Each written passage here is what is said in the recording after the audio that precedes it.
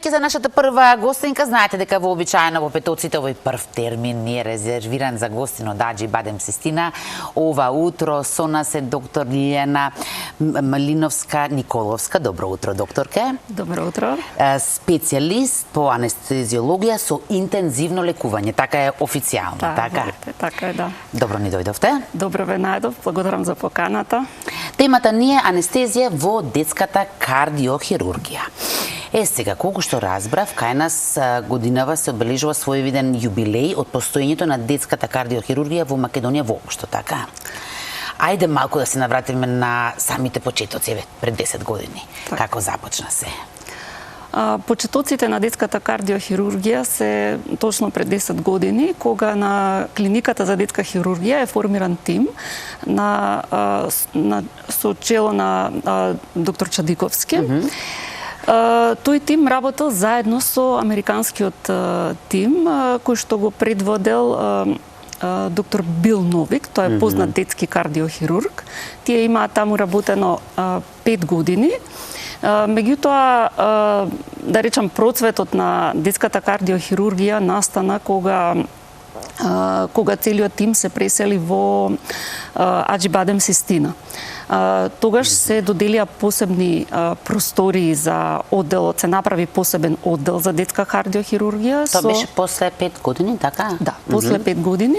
Значи, последниве од тие 10 години, последните 5 години, детската кардиохирургија работи на одделот за детска кардиохирургија при Аџи Бадем Систина.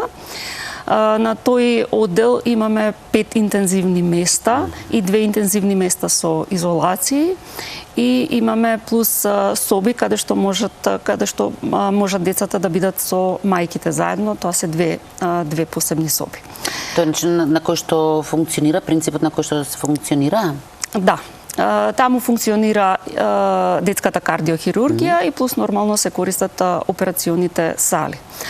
Ќе речам, процветот на детската кардиохирургија, бидејќи на вистина Аџи Бадем Систина ни даде прекрасни услови за работа, кои што и се потребни за формирање и добро функционирање на детска кардиохирургија. Детска кардиохирургија е една субспецијалност која што бара на вистина високи стандарди и на опрема и високи стандарди на работа на самиот персонал кој што работи. И претпоставам како и во другите одели, така и овде Аџи Бадем Систина си го држи светското ниво, во чекоре со најновите светски извиднувања, така? Да, значи нашиот одел е JCI акредитиран, што значи дека работи според највисоките американски стандарди. Ајде сега малку за вашата специјалност, нели? Што е специфично токму кај анестезијата во кардиохирургијата? Што се разликува, да речеме, од останатите? Да, анестезијата во кардиохирургијата, а посебно во детската кардиохирургија, ги има основите како и анестезијата во останатите специјалности. Самата анестезија е потребно да овозможи сон на пациентот, потребно да овозможи да не го боли, значи аналгезија, и потребно е да овозможи релаксација, значи услови за да може да работи хирургот. Покрај овие 3 столба на анестезијата, кои што се основа на секоја анестезија, кај кардиохируршките гранки, исто така имаме една специфика за тоа што се работи на отворено срце и пациентот е поврзан со байпас машина, која што додека хирургот работи на срцето, таа функционира како вештачко срце. Заради тоа, потребно е длабочината на анестезијата да биде висока. Меѓутоа, сето тоа адекватно, толку адекватно, значи за ги исполни сите услови, меѓутоа да не биде премногу, за да не се депримираат и основните животни функции. Токму балансот на тоа е спецификата, а балансот кај децата е навистина најтешко да се постигне. Тие имаат помали резерви од возрастните, многу помали резерви во однос на сите системи и тука треба да се биде екстремно внимателен.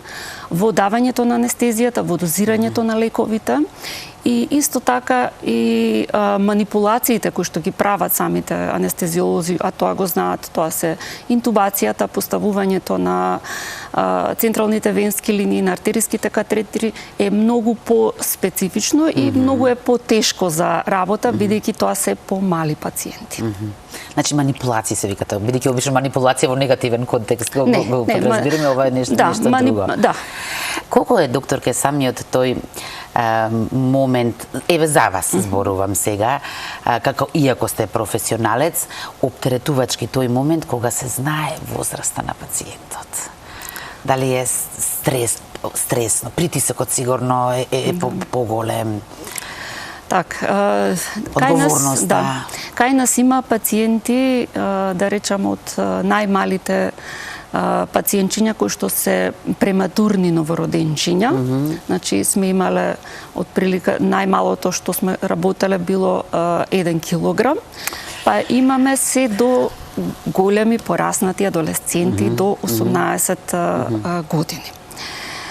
Меѓутоа, најголем дел од дечињата се или новороденчиња, отприлика околу 50%, останатите се работат до првата година од животот. Најчесто срцевите мани се решаваат до првата година од животот, меѓутоа постојат и срцеви мани кои што се решаваат во неколку акта, така да имаме пациенти кои се постари од ова. Знаете како, ние се обидуваме да гледаме тоа дека ни е работа, на тој начин да се фокусираме, меѓутоа длабоко во нас тоа остава печат. Сепак сте луѓе, нели? Ајде малку за каква е улогата на анестезиологот при операција на срце кај деца? Така. Значи, едно детенце кога ќе дојде во болница, доаѓа со родителите. И се прима во соба заедно со мајката вообичаено, при што се прават предоперативни подготовки. Значи, во смисла се земаат анализи, се прават одредени снимања колку што е потребно, за да целосно ние ја знаеме состојбата детето и претходно следено, меѓутоа сега уште еднаш за да се потврдат сите работи, се прават анализи со цел подготвени да влеземе на операцијата. Се објаснува на родителите значи како ќе биде оперативниот тек, како детето ќе влезе во операција, како после операција ќе излезе, дека ќе лежи во интензивна нега. Им се објаснува кога ќе може да дојдат да го видат детенцето, да добијат информации. И на тој начин се подготвуваат родителите, а индиректно подготвувајќи ги родителите, ги подготвуваме и децата. Значи, на некој начин и психолог изигрувате, така морате да ги подсмирите, предпоставувам. Затоа што во спротивно, каков ефект може да има врз текот на операцијата стресот и од страна на родителите и од страна на децата, доколку не се подготват? Да, дечињата и дури и малечките го чувствуваат стресот од родителите, така да сосема многу е важно да родителите се смират, да влезат во доверба со операцијата, а меѓутоа тоа не може да го направат сами, мораме ние да ги подготвиме. И тоа е и целта, не е само да ги смириме родителите, туку дел од таа енергија да се пренесе и на дечињата. Со самото тоа, колку е важен да има тој контакт што го имаат родителите со анестезиологот?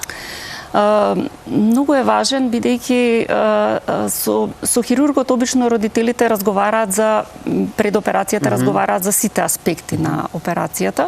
Меѓутоа, од кога ќе завршат со разговор со хирургот, потоа разговараат со нас и некако им е легната работата, па знаат многу повеќе што да прашуваат не околу самата операција, туку прашуваат за пропратните работи што се случуваат, и ние се обидуваме на секаков тоа што го можеме да им го кажеме, им го објаснуваме во начин на кој што можат да го разберат, да ги разберат поединостите кои што се случуваат, сепак тоа е нивно дете и имаат сосема право да го знаат.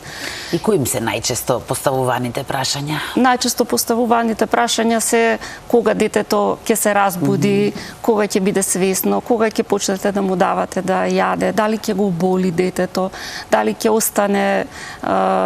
остане нешто од операцијата, дали дури прашуваат и раната дали ќе се познава, колку ќе се познава раната, и тоа се сосема нормални прашања. И колку обично трае целиот тој процес, колку се под анестезија?